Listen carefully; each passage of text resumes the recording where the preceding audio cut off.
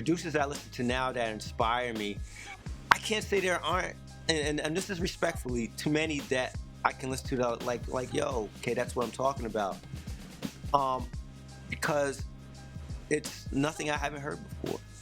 You know what I'm saying? Like, the stuff that gets me is when somebody ushers in a movement that, like, I'm like, yo, one, I'm questioning, like, how did they do that?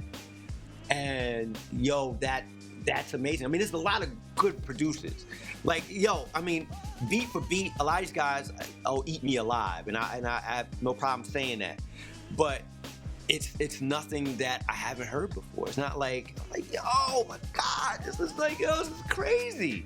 And I can honestly say, if it wasn't for certain sounds here and there, a lot of those producers, you couldn't tell them apart either, because everybody's sounding like each other. So I have respect for them, and like I said, I think as far as beat wise, they'll like do me in 1,000 times over. But as far as like changing my life, you know, I haven't heard any, and I want that. I want to hear something like, because it inspires me that I'm like, yo, that is just like nuts.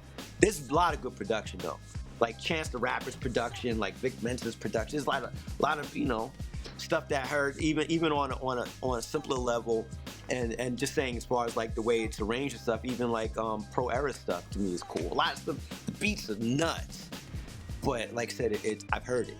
Yeah, I like rappers like the Kendrick Lamars and the Chance the Rappers and Vic Mensa. Vic Mensa to me is really dope.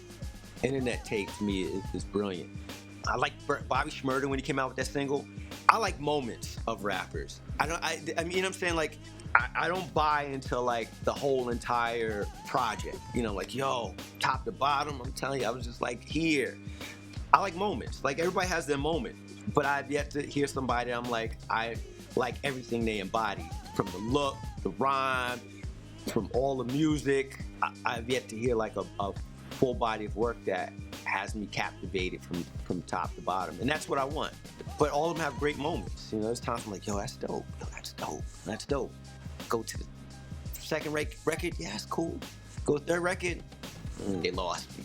You know what I'm saying? Go fifth record, they lost me. They lost me. They got me for another moment, you know? My standards are high. Man, I had no clue that the music industry would become, I had no clue that the hip hop industry would be as big as it is today. Especially the money's being made, and you know, you gotta understand, like, I didn't even think about that back then. You know, because when I was making music, I was just worried about making music and being different and better than anybody else. Money wasn't a driving factor, or, you know, it was an afterthought, which is bad business, but makes for great music. That's why I think the golden era is the golden era, because people were so into like the craft, where I think as you move on to the future, it's like, how do I make money first? You know, how do I make myself bigger than I actually am? How can I appear to be better than my actual physical talent? That's the give and take, you know? That era was great because everybody was bad business people, but they were really good at making music. Now you got an era of great business people that are not too great at making music. You know, it's the trade-off. I mean, but yo, one thing that has to be said about that era is people talk about 88, 89, early 90s, whatever. Especially talking about 88 is kind of the start of the golden era. There were a lot of bad records that came out in 88, man. People pick all the highlights, you know, you got this great record, this great record, this great. Man, dig a little deeper and listen to, you know, there's a lot of bad records that don't get referenced. So I don't think it was all peaches and cream. That every record that came out, it was like, yo, that's crazy. Man, I think business side, the way hip hop is today and the way the music is being put out there and the way it generates its income now, I think is great. I think it's great to be your own boss. And it's nice to see young cats like make money and control their money, as opposed to, you know, going to labels and kind of figuring things out and, you know, getting jerked here, doing this here. But there's a give and take to that too. And I hate to say this, I think the music suffers too. Because when you don't have somebody to stop you and go, yo, that's kind of whack.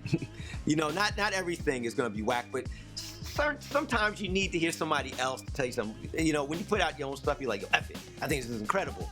Even if you got a good friend, you know what I'm saying, a bunch of good friends, not yes men. sometimes the labels to me are helpful in that regard. You know what I'm saying? And not saying they're all right, because I'm gonna contradict myself a lot in this, because you get A&Rs who, oh, that's whack, and you could hear it and the record could be big, but you need some resistance to make your product better. And when you put out stuff yourself, there is no resistance. It's just like the internet, so much free music out there, and so much bad music because nobody's stopping these people, or it is not that good friend to go, yo man, I don't know, or a bunch of good friends collectively. It's a give and take. It's a good part about it too, because now you get that music out that you think nobody liked. It's a vicious cycle,